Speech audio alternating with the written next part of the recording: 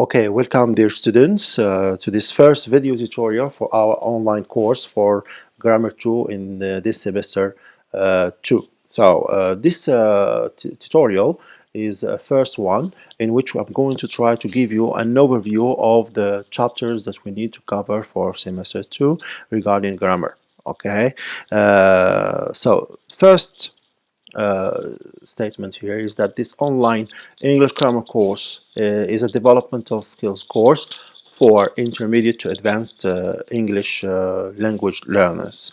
That is to say, it is meant for students who are normally supposed to be in an intermediate level, and to hopefully this course will help them improve and move into an advanced level in terms of their competence regarding the use of English grammar. Uh, Takes a time-tested approach that blends direct grammar instruction with carefully sequenced practice to develop all language skills. According to this first sentence here, this course integrates two components. So we're going to have direct, okay, direct English grammar or direct grammar instruction. Let's say we're going to have a number of rules, and we'll explain the rules for you and the principles that are related to those rules. But at the same time, after the explanations, we're going to have lot of practice, okay, in which you are going to have a number of interactive, automatically graded and corrected exercises that will be put for you on in online, and this is the approach that we have been using in class, and we're going to continue to use the same approach online. So you will have the explanations. I will post for you the video tutorials which explain the rules, the examples. They give you the examples for the rules and principles, but at the same time, after that, they will be followed by these interactive, automatically corrected and graded exercises for you online. Grammar is viewed as an organizing system to help students make sense of the language they see and hear, rather than as a mere collection of rules.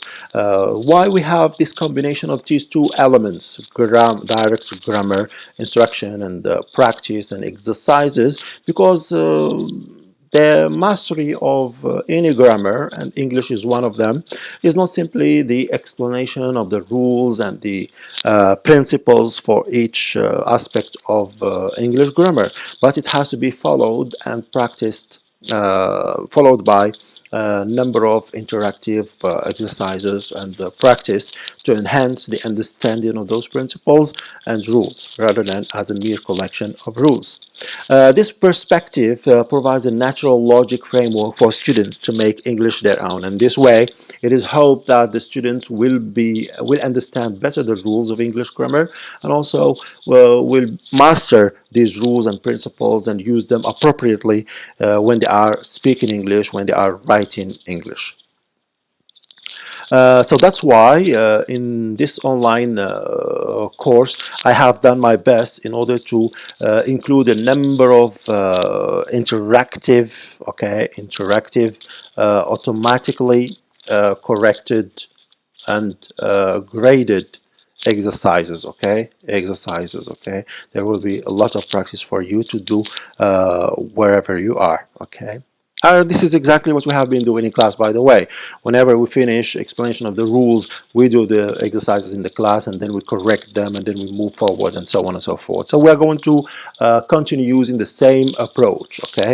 We'll do the video tutorials for you, explain the rules and principles and examples and so on and so forth, and then after that I will ask you to do the online interactive exercises after that.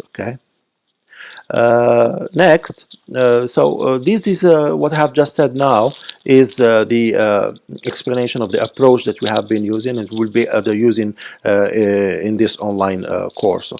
Now, concerning the content of what you are required to cover in this semester too. So the basic aim is to review basic models, model forms and gain mastery of their more advanced forms, meanings, and to learn additional uses of model auxiliaries. So we're going to deal with models. Okay, so we're going to deal with models. That's why you are required to go through chapter on models part 1 and the chapter on models part 2, which you have in your textbook. Okay, and then it is hoped that you are going to understand better and gain a mastery of the advanced okay forms and meanings okay of model forms, so the situations where we use them and how we use them. Okay, after dealing with models, we're going to move to gerunds and infinitives part 1 and part 2. So then gerunds, okay, so at the beginning we'll cover gerunds and their functions, and the functions of gerunds, why we use gerunds, are dealt with before moving on to of course infinitives. Okay, so we're going to talk about gerunds and how we use them and the functions for which we have infinitives as well. And you were going to notice that in this two chapters, gerunds and infinitives, part 1 and part 2, there are a number of special groups, okay, special groups of verbs.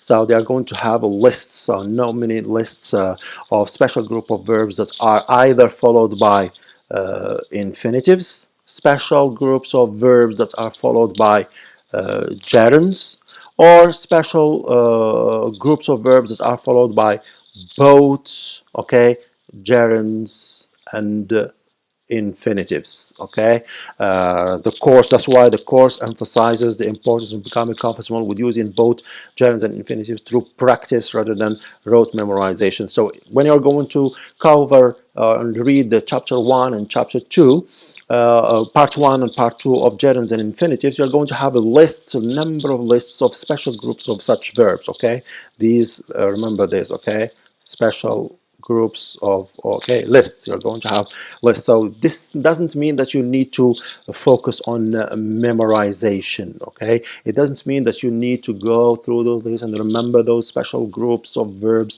that are followed by infinitives, and those special groups of verbs that are followed by gerunds, and those special groups of verbs that are followed by both. No, it means that you need to do that via practice. That's why practice. Okay, you need to do the practice, you need to do the exercises that I'm going to give you online in order to help you understand those special groups and remember them. Okay, rather than just simply taking the list by itself and start remembering it by heart. That wouldn't work. What you need to do is to do the exercise, to do the practice that go with these lists okay of special groups of verbs. Okay, reference lists are at the end of the chapters on gerunds and infinitives part 1 and part 2. You're going to have a number of reference lists of these special okay special groups. Okay, special groups, you have reference okay lists. Okay, I say you need to remember them, but raw memorization is not recommended at all. Please, okay, don't take them and learn them as such by heart. Okay, using raw memorization. No, you need to do the practice. Okay, you need to do practice, and you need to interactive exercises. Okay. So after that, dealing with Gen 7, we're going to move into the last chapter, which is about conditional. Okay, finally, since verb forms are used for distinctions of meanings and conditions, and the course begins with a summary of their use in presenting both factual and contrary to fact information. So we will deal with conditionals type 0, 1, 2, 3, and we will go through the changes in the forms of verbs, okay, and the changes in the verb forms, and also the result, the trigger regarding the meaning, okay, regarding the meaning of the conditional sentences. Sometimes they can have factual information, sometimes you can have contrary to fact information. Okay, so for the moment I'm not going to give the details, but this is just to tell you that this is what we're going to cover during this online course about grammar 2. So we'll finish by dealing with conditional sentences, type 0, 1, 2, 3, and different meanings that are used to express. Finally, the course ends with the section on wishes. Okay, we will finish by dealing with wishes, because wishes and conditionals almost have the same thing regarding the verb forms and also regarding the meaning to some extent. Okay, we see the differences, so that's why they are put together into this chapter. So this is it for this video. So I don't want to make it long. Okay, so and hopefully we will enjoy this experience together online and benefit okay from it and learn from it as much as we can. Okay, take benefit of it, please. Okay, and do the exercises, listen to the video tutorials, and do the activities. Okay, so that's you can call that you have covered the content of semester 2 grammar 2 course. Thank you very much.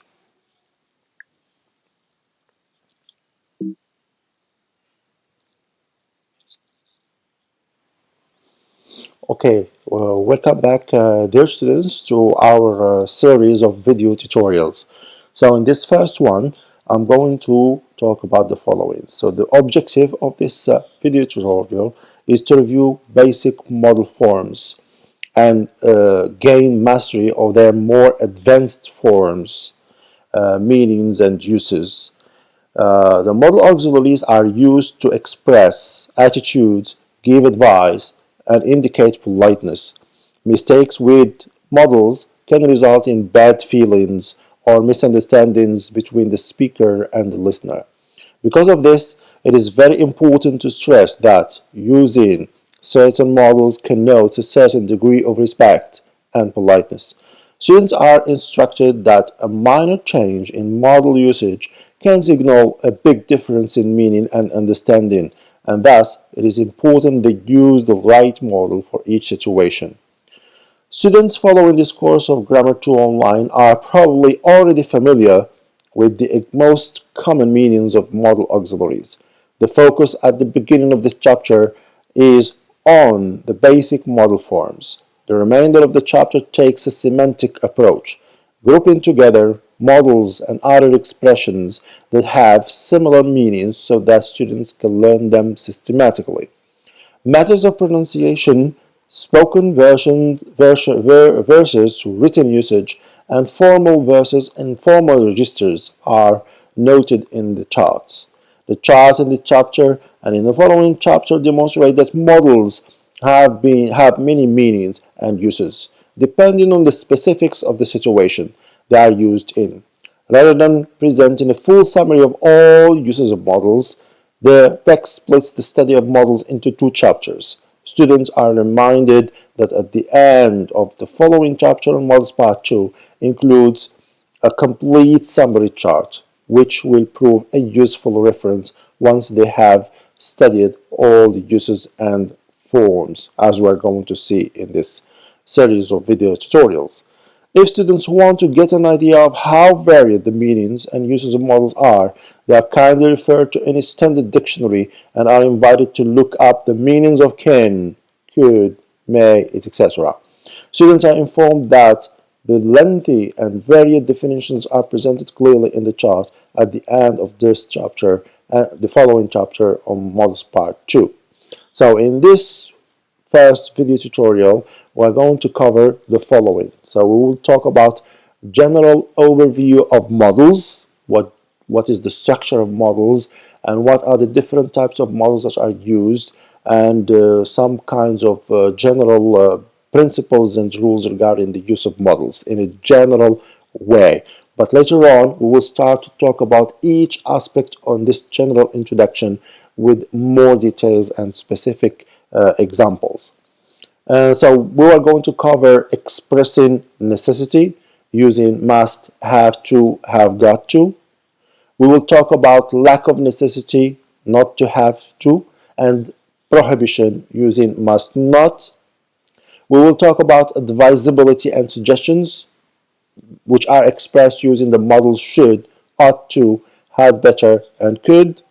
Then we talk about expectations, that is expressed via be supposed to and should. Ability you expressed via the models can, uh, how to, and be able to. Possibility can, may, and might. Requests and responses with models. Polite requests with would you mind, making suggestions via the models let's, why, don't, shall I, and we. So this is what we're going to cover in the first part on models, in this first part, which is models part 1. And see you in the next tutorial. Okay. Okay, welcome back, dear students, to this general introduction about models.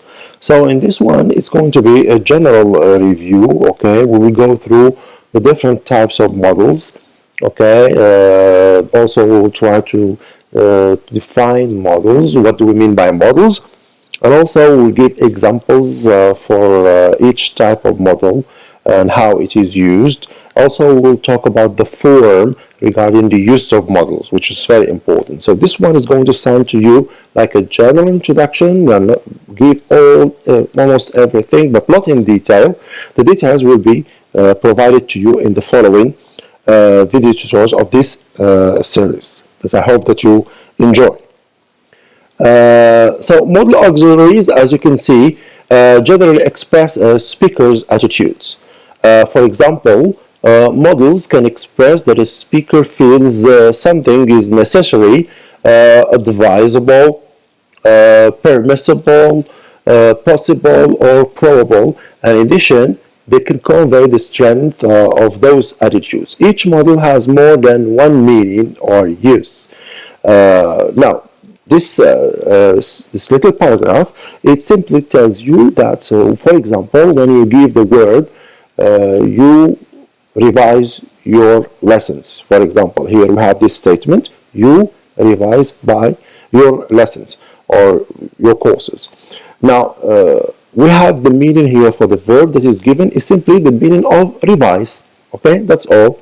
But when you add to it the model, a specific model, like if you say, you should revise lessons, your courses. Now, in addition to the meaning of revising, here we have an additional meaning, an additional attitude that is expressed, added to the meaning of revise, which is the attitude of giving advice. So the person here is not simply telling people to revise, but also telling them to the attitude of advisability. So he's giving the person to whom he's talking an advice. So this is what we mean by expressing speakers' attitudes. In addition to the verbs, we have different types of attitudes that can be added to the verbs.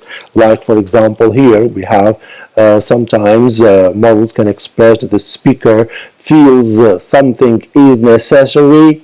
Okay.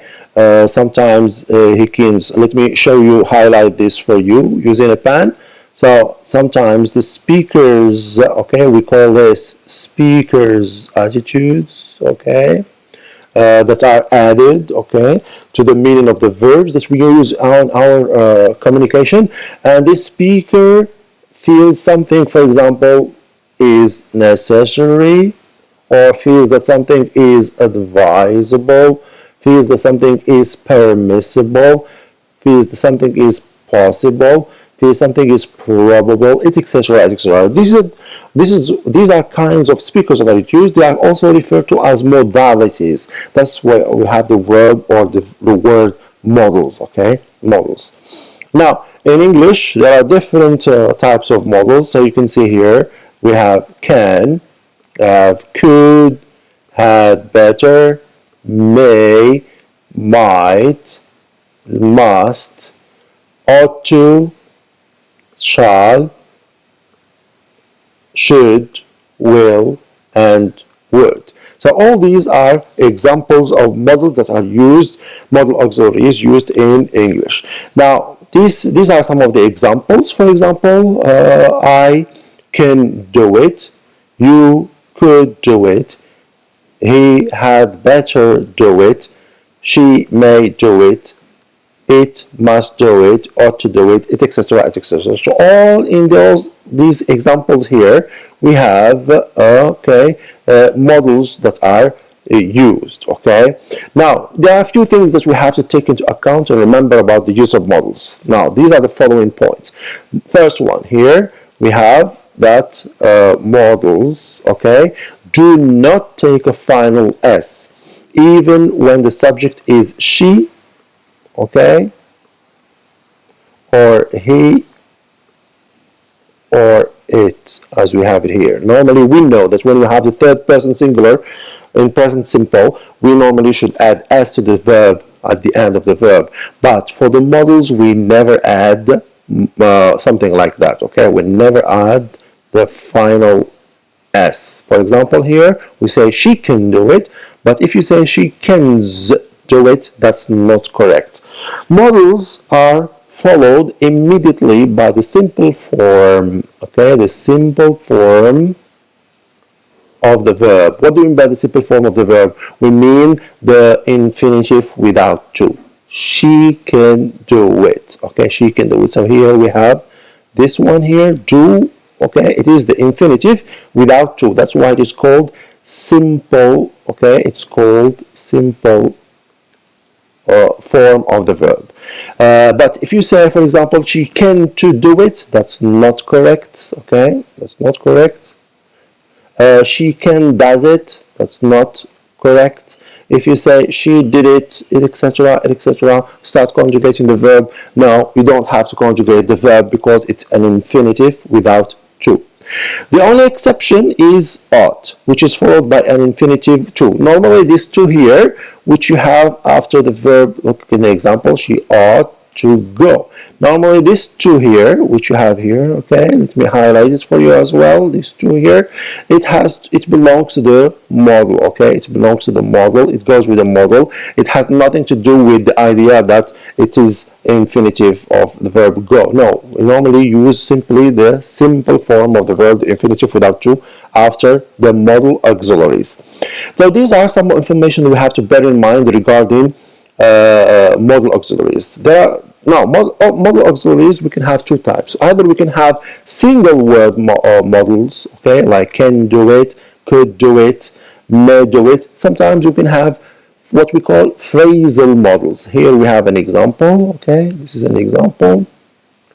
Better in the sense that it's composed of two words. Sometimes these are further examples for you, okay, regarding phrasal models, okay.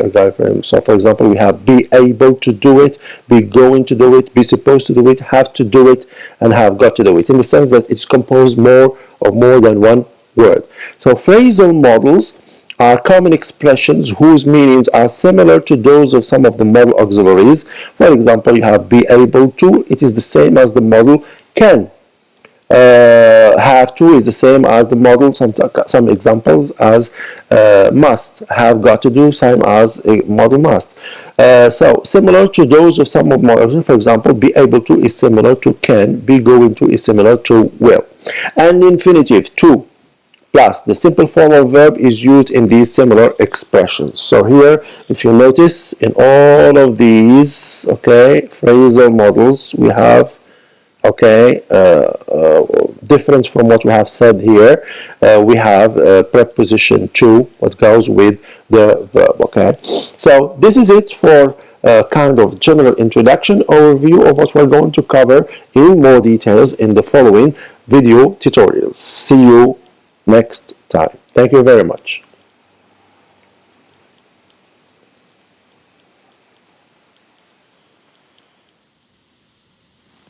Okay, dear students, welcome for this continuation of our video tutorials in Grammar 2. So in this video, I'm going to speak about the chart that describes using models for expressing necessity. And I'm going to describe and explain this chart that you have in your textbook. So this chart, generally speaking, first of all, I'd like to say the following, is that this chart contains information about pronunciation, formal, informal usage, spoken, written forms, and one past form. So note please that must is used primarily with a forceful kind of meaning. Have to and have got to are much more frequently used in everyday English than must. Students also should become familiar with and practice the conversational pronunciation of have to and have got to, because most students don't have or don't know the International Phonetic Alphabet. It is more useful to write the sound in the alphabetical or in the actual alphabet. Okay, make sure to know the difference between have got to, which shows possession, and have got to show necessity or to describe necessity. So as you can see in this chart, we have the two categories. We have in the first rubric or category, we have must and have to, and then we have in the second category we have got to. So these three models, they can be used to express necessity. What do we mean by necessity? Necessity, it means everything that is necessary. Yeah, okay, you need to do, okay, you must do. And there are degrees of necessity, and these degrees are expressed by the use of different models. So the first example here, all applicants must have or must take an entrance exam. All applicants have to take an entrance exam. So must and have to, both of them express necessity. It is very necessary for the applicant to take an entrance exam, as in this first example, and there is no other choice for the person, and the exam is a requirement. So in both examples, the exam is a requirement that the person or the applicant can't escape. Then we have, I am looking for Sue. I have to talk to her about lunch date tomorrow. I can't meet her for lunch because I have to go to a business meeting at 1 o'clock. And then you have the other example. Cell phones must be in your backpacks during class. Johnny, you must stay away from the stove. It is very hot. So in these statements, in these statements of necessity, have to is used more frequently in everyday speech and writing than must. So this is what I have said in the very beginning. So have to is more frequent, okay, than must. So in the middle of these sentences, all of them, they describe necessity, okay, they describe necessity. Must, there is the only difference between these must and have to. Must is typically stronger than have to, okay. Must is, in terms of degree of necessity, stronger than have to, and indicates a kind of urgency. It means when we say that somebody must do something, it means it is urgent for that person to do it. It's very important for that person to do it. So must is usually found in rules, okay, instructions and legal information. So this is the only difference between using must and have to. And finally, we have got to. The examples, I have got to go now. I have got to go now. I have a class in 10 minutes. So have got to also expresses the idea of necessity. Have got to is informal, okay. This is one difference between have to, and must. It is, have got to is informal and is used primarily in spoken English, in informal context between friends, family members, etc. So this is the only difference between have got to and must and have to. So have got to is more informal, more used in oral communication, right? So this is what we can say about degrees of necessity. Now, if we want to classify these models, so we can start with must as the highest degree of necessity, formality in formal context, then followed by have to, then followed by have got to. So this is for the use of models for expressing necessity. Now I'm going to stop, and in the next video I will speak about the next chart. Okay, welcome back again. Now I continue with the following chart, which talks about expressing lack of necessity and prohibition. So this is somehow the opposite of the previous chart, which I've just described for you about expressing necessity. So expressing necessity, we use must, have to, have got to. Now the opposite of necessity is expressing lack of necessity, and also we're going to speak about another modality, which is prohibition. Now this is the chart for you. So for expressing lack of necessity, we use have to in the negative form. Example, so have to, let me use again my pen, okay, digital pen. So don't have to go, don't have to shout. So tomorrow is a holiday, we don't have to go to class, okay. I can hear you, you don't have to shout. So here there is no necessity for example, the first example, for going to class tomorrow, because tomorrow is a holiday. In the second example, there is no need, no necessity for speaking in loud voice, because the person can hear. Okay, so this is lack of necessity, and we should use don't have to. We use have to in the negative form, or must in the negative form. So when used in the negative form, must and have to have different meanings.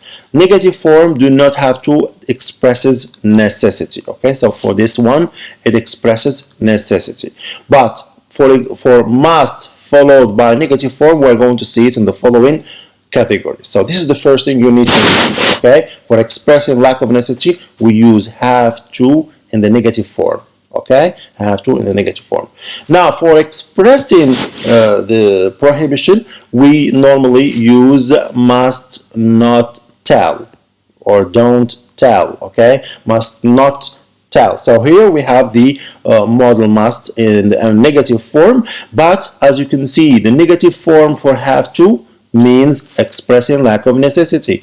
The negative form for must expresses prohibition. So the first one expresses do not have to, expresses lack of necessity. It is not necessary, but must in the negative form expresses prohibition, something that is prohibited from being done. Somebody shouldn't do this, must not do it, do not do this. This is the meaning of prohibition. Do not do this. So you must not tell anyone my secret. Do you promise? So this is the meaning of prohibition, and we use must in the negative form. So must not is very strong. So remember this as well. Must not is a very strong kind of model that we can use for prohibition. Okay, for prohibition we use must not. Okay, is a kind of very strong model for expressing prohibition. It means that the person listening shouldn't do it. Do not do this. Okay, do not, this is the meaning. Okay, do not do this. There is no way of doing that. Speakers generally express prohibition with imperatives. Sometimes we can also use imperatives for expressing prohibition, as in D, don't tell anyone my secret. You can't. Also we can use other models like can't or had better not tell. So this is what we can say about expressing lack of necessity and prohibition. See you in the next chart.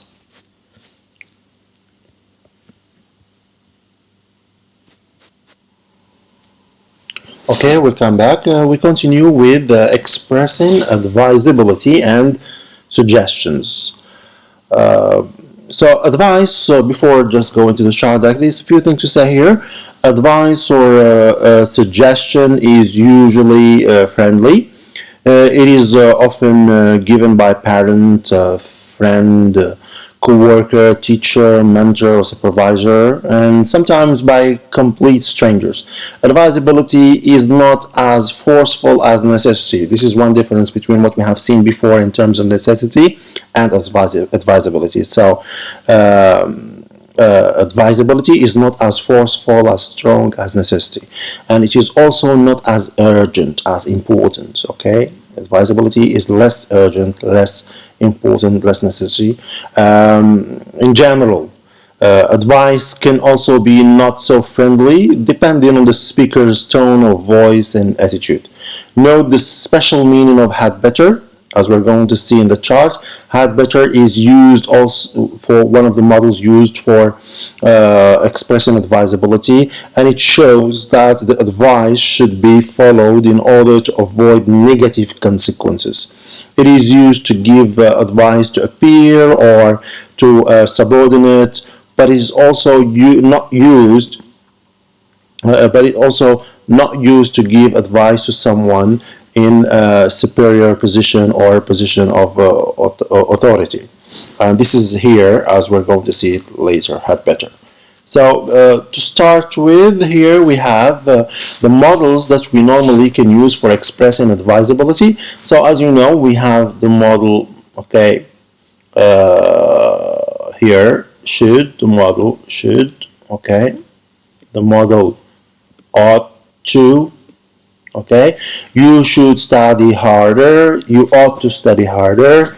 Then again, drivers should obey the speed limit, drivers ought to obey the speed limit. So here we have the model should and the model ought to, which are used for expressing necessity. Should and ought to, both of them express advice, okay, advisability, okay, they express. So should and ought to express advisability. Their meaning ranges in strength from a suggestion to a statement about responsibility or duty, okay. So we can have different degrees of strength of this advice, okay. It can be a mere simple suggestion, okay, suggestion, and it go up to a statement about responsibility or responsibility and duty. This is a very important thing to do. It's a very important thing to do. Here you have the pronunciation of ought to. Now let's move on for the negative form. Here we have the negative form for should, okay, shouldn't leave your keys. Negative, we have here the contraction. Now we move on into, sorry, I have to go back. We have here the next model we can also use for expressing advisability, which is had better, okay. The gas tank is almost empty. We had better stop at the next gas station. In next example again, you had better take care of that cut on your hand soon or it will get infected. Now in meaning, had better is close to should, of course, and ought to. Why? Because they all of them express advice, okay, but had better is usually stronger. This is the main thing to take regarding the use of the model had better, okay, is usually stronger, okay, stronger. Had better is stronger. When you say somebody an advice using had better, it means better for the person to do it, or there might be some kind of bad consequence maybe, okay. So it is very important to do. Often had better implies a warning, okay, a warning of a threat of possible bad consequences. That is to say, when the person says had better, there is a kind of implication that's maybe there could be a possibility of a bad consequence if the person doesn't do the advice, okay. So this is the difference between should and ought to and had better. If we want to classify these in terms of strength of advice, we start of course with had better, then followed by should or ought to. Here you have had better take care of it, okay. This is the contraction. Look here we have the contraction of had better, okay, and here you have no contraction, you have the full form of the auxiliary had, okay. This is something just to bear in mind. You'd better not, this is the negative form. This is the negative form, how you do the negative form for the model had better, okay. You'd better not be late. Negative form, had better not, okay, followed by the verb, simple form of the verb be, okay, simple form of the verb. Here we have the verb be, here we have the verb take. Remember, we never use infinitive with to, we just use infinitive without to, the simple form of the verb. Also, to finish, we have to talk about suggestions. So in order to express suggestions, we can use the model, okay, could, okay, talk, could talk, or should talk, or these two models can be used for expressing a kind of suggestion. You want to suggest somebody something to do, okay? So what you do, you can use a model could. For example, you could talk to your teacher. You should talk to your teacher. Could can also be used to make a suggestion, okay? Should is stronger than can, okay? Is stronger than can and more definite than could. Sorry, stronger than could. And in turn, when you talk about suggestion, so should is okay, stronger than could, okay? Could can also be used for making suggestions. So this is for expressing advisability and suggestions.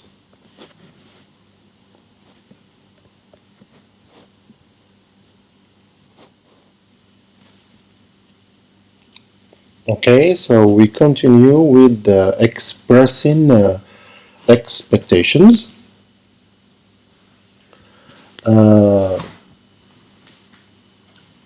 Just a few statements before going into the chart. So while necessity and obligation that we have seen in the previous charts, can both of them originate from speaker generally. So expectations are made of a person from the outside world. So the phrase be supposed to, and in some cases the model should. So these are the models that are normally used to express expectations, as we're going to see. So these models can be used to show external expectations. An expectation can be two types of expectations. Such expectations are often well-known cultural expectations or procedures. As in the example, a man is supposed to take off his hat when he enters a church, as well as simply meeting an agreed upon schedule, like in the example, we are supposed to be at the airport 2 hours earlier than our international flight. In some references, be supposed to was described as an obligation. However, expectation better shows that someone, other than a subject, has set the expectation. Be supposed to can be replaced by the passive voice phrase is expected to. Also, in some editions, this text has included to be to. I am to attend 3 more lectures before I take the exam, as another way to express an external expectation. B2 to show expectation. This use is growing increasingly uncommon. Now let's focus more on the chart that we have in our hand now for explaining the models used for expression necessity.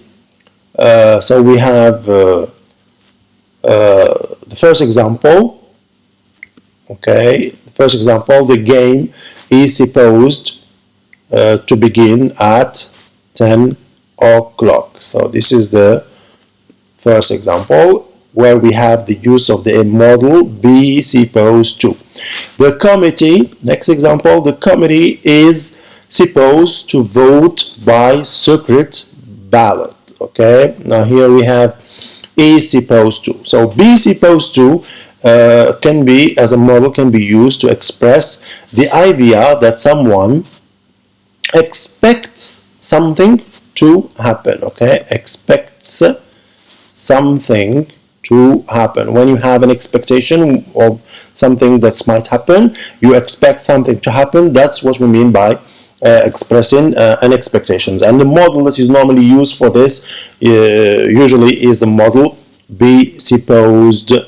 Okay, be supposed to is often expresses expectations, and we have to be careful here because there are different types of expectations. So in here, in these examples, we are talking about expectations about scheduled events. Okay, what do we mean by scheduled events? It means events which are planned, that are part of a calendar, that's part of a timetable. Okay, these are expectations. Or as in A, so the first example, the game is supposed to begin at 10 o'clock. So here we have a timetable, and in this timetable it says that at 10 o'clock there is going to be a game. So here we are talking about expectation about scheduled event, as in E. Or an expectation about correct procedures, as in the example B. So the committee is supposed to vote by secret ballot. So here, normally in the procedures of voting, it is known that the best way to do the voting is usually by in secret. Okay, this is an expectation about a correct procedure, a correct way of doing something, as in example B. So these are the two types of expectations we can have. We can have expectations about scheduled events or expectation about correct procedures. And the model that we normally use for expressing these kinds of expectations is the model be supposed. Okay, be supposed to. I am supposed, example C, I am supposed to go to the meeting. My boss told me that he wants me to attend. So here again we have this kind of expectation, and we have the model be supposed to used in it. The children, example D, the children are supposed to put away their toys before they go to bed. Okay, so we have here are supposed to put away. Now here we have a different kind of expectation. So we have already mentioned that we can have expectation about scheduled events, we can have expectation about correct procedure. Also we can use the model be supposed to express expectations about behavior, some kind of behavior. We expect a specific kind of behavior. So here the behavior that is expected from me is to go to the meeting. Here the behavior that is expected for children is to put away the toys before they go to sleep. They can't take the toys with them. So this is an expectation about a kind of behavior that we normally have in our culture. So someone else expects, requires, or okay, a certain behavior. I am supposed to, okay, I am expected to. Okay. Now here you need to make a difference, please, between two types of words. We have the model that we are talking about here is the model be supposed to. Now here you have the auxiliary be followed by the past participle of the main verb supposed to, and then there is a preposition to. This is different from I suppose. So the meaning here of I am supposed to, it means I am expected to do something. But here I suppose, this is a verb, okay, the verb to suppose that is used here, and it means I guess, I think, I believe, I suppose. Okay, so this is the meaning of the expectations, and the model used for expressing expectations is be supposed to. We can also use the model should, okay, be, okay, should be, should followed by the simple form of the verb. The mail should be here soon. Amy should be back in the future, in a minute. So should can also express expectation, okay, express expectation. So here we have spoken about the use of the models that can be used to express expectations. Okay, see you in the next chart.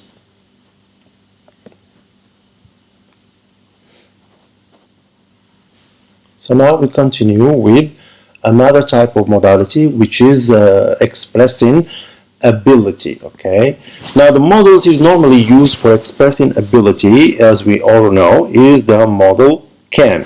So we have the example here.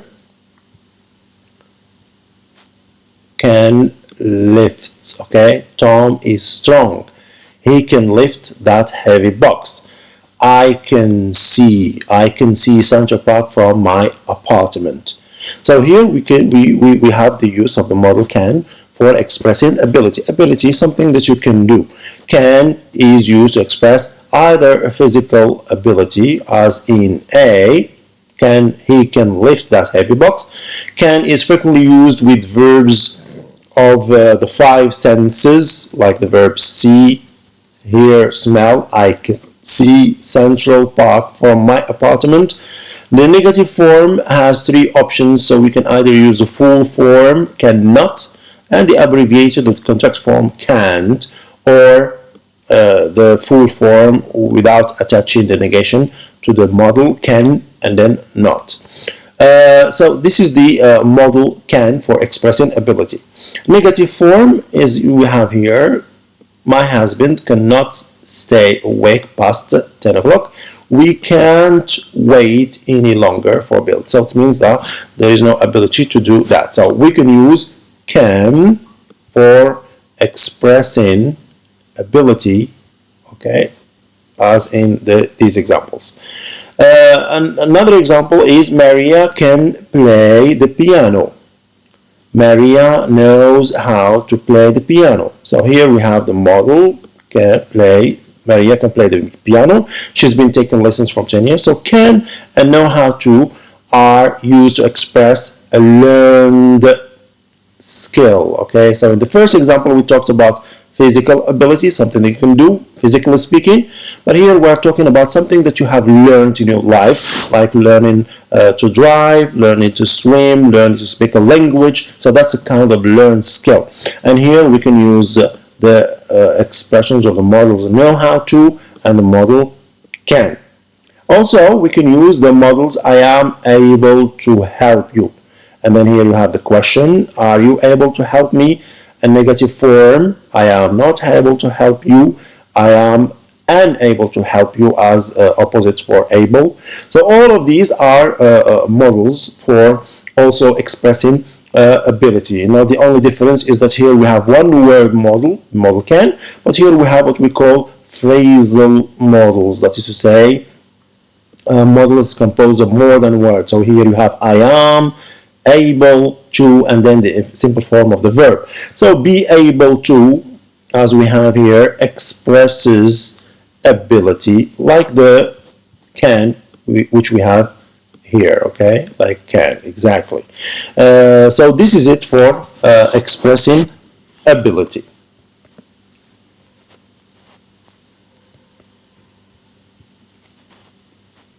So we continue with the following chart, which is the models that we can use for expressing possibility.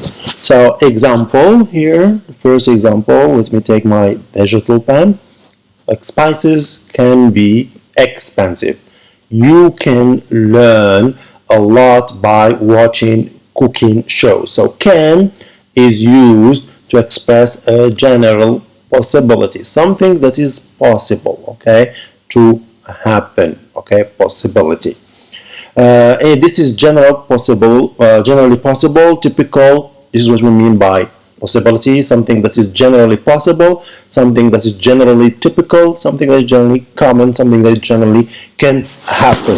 So here we have the possibility that spices can be expensive, and the other possibility that you can learn a lot by watching cooking shows. So here we have the modal use is can, okay, followed by the simple form of the verb. Also, we can use the modals may and might. Spices might be more expensive at that store. Lisa might need your help in the kitchen. So also here we have the modal may and the modal might, which are used to express a present or future possibility. Okay, present or future possibility. The idea, there is a chance for something to happen. So these are the models that we can use for expressing possibility.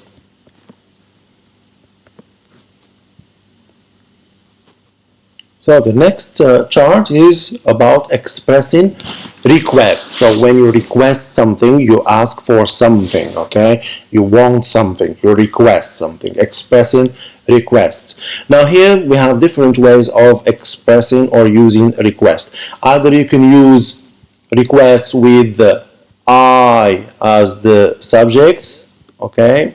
I as the subject, and in this case we usually use the modals may, could, and can. May I borrow your pen, please? Okay, so here we have the modal, and we have I as the subject for the main verb here, which is the verb borrow. Could I please borrow? So here we also use for asking for a pen, and you use I as a subject of the verb, so we use the modal could. Could I borrow your pen? Finally, we can use the modal can. Can I borrow your pen? You want the pen, you ask for the pen, and then you request for the pen. So you want to express a request, and you want to express here a request with I as the subject. Okay, I as subject, and the models that we use are may, can, and could.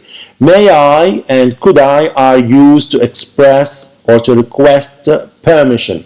When you say, for example, may I borrow your pen, you request permission to use the pen. When you say, could I borrow your pen, you request permission to borrow the pen. May I sounds more formal. Can I is usually considered less formal. Here, this is the difference between may I and could I. Okay, so can I is usually considered less formal. It is a bit informal than the use of may I and could I, which are a bit more formal than can I. Then we have here the next rubric, which talks about expressing requests with you as the subjects, and in this case we can use the modals would, could, will, and can. So these are the models that we can use for expressing requests with you as a subject. So example, would you pass the salt please? Will you pass the salt please? Would you and will you in polite request have the same meaning. Would you is more common and is often considered more polite. So it tells you that either would you, the modal would, or the modal will, both of them are used for expressing a polite request. Okay, both of them. So you have will and you have would you, but still there is a little bit of difference between the two. Would you is more common. Okay, this is the first difference. Then will you, and it's also considered a little bit more polite than the use of will. Okay, the degree of politeness, however, is often determined by the speaker's tone. Next, we can also use for you expressing polite requests with you as the subject. We can also use the modal could. Okay, could you pass the salt please? Basically, could you and would you have the same meaning. So if here we have would you and could you, they have the same meaning in terms of formality and in terms of politeness. Okay, next we can use the modal can you pass the salt please. Can you is often used informally. So this is the last thing we can say about the expression request with you as a subject, is that can you is also used for expressing a polite request, but it is okay, here it says can you is informal. Okay, is often used informally by opposition to would you, could you, will you. Okay, which are a bit more formal, less formal than could you and would you. So this is expressing requests.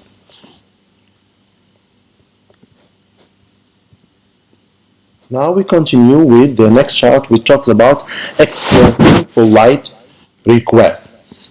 If you want to request something, again asking for permission, so you can use the modals would you mind if I open the window. So here we are using the polite request with the use of another type of modal, which is would you mind. So expressing polite request using would you mind, and here we have to be careful about this because there are two ways of doing it or using it. The first way, asking for permission, we can say would you mind. Okay, would you mind if I open? So this is very important. Would you mind if I open? opened. Okay, would you mind if I used the phone? Would you mind if I close the door? This is the first way, asking for permission, and in this way we have to be careful to include it this way. Would you mind if followed by the simple past? Okay, this is what we have here. Would you mind if I opened? Would you mind if I use the phone? Would you mind if I close the door? Okay, and the meaning is, may I open the window? The meaning is, may I use the phone, or may I close the door?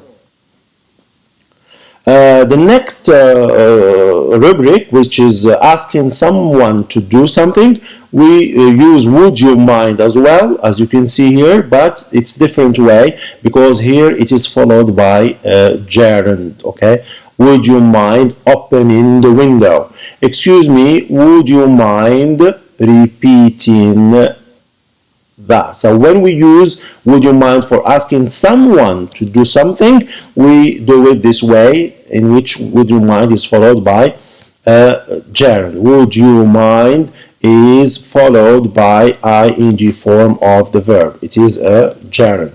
And in the meaning here, would you mind opening the window? I don't want to cause you any trouble, but would you please open the window? Would that cause you any inconvenience? So you ask someone to do something in a polite way. So this is expressing polite requests using would you mind.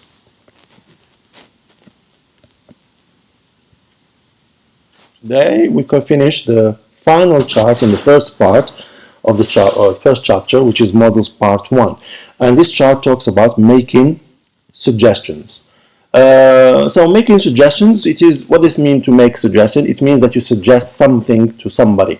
Okay, you suggest something to somebody, an idea or something, okay, in general. And the models we can use are as follows. So the first example, we have the model let's. Okay, have the model let's go to a movie. And let's means I have a suggestion for us, because here let's, it's an abbreviation for let us. It means I have a suggestion for us. Let's is followed by the simple form of the verb. So if you look here, we have the simple form of the verb go after let's. What does it mean, simple form of the verb? It means the infinitive without to, as simple as that. Like any other model that we have seen before. Negative form, we say let's not go to a movie. Okay, let's stay home instead. So this is a negative form. How you do the negative form? It means let's not. Okay, let's not. Let me make this very clear. It's not plus simple form of the verb. Let's not go. Let's not do something, whatever. Another way of expressing or making a suggestion is via the use of the WH question, why? Why don't we go to a movie?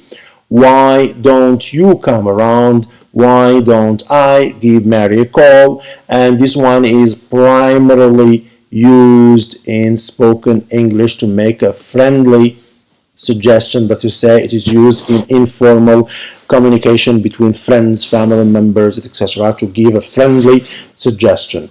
Other examples of models that we also use for making suggestions and buts, these ones are a little bit rarely used. So we have the model shall I open the window? Shall we leave at 2? But here, and it is used like a form of the form of a question, like why don't we go to a movie? This is form of interrogative form. The same thing for shall I is interrogative form. But this one is relatively formal and infrequent. Okay, very infrequent in everyday life communication. This is what we can say about making suggestions, the models that we use for making suggestions. And by this we finish the first chapter, which is about models part 1.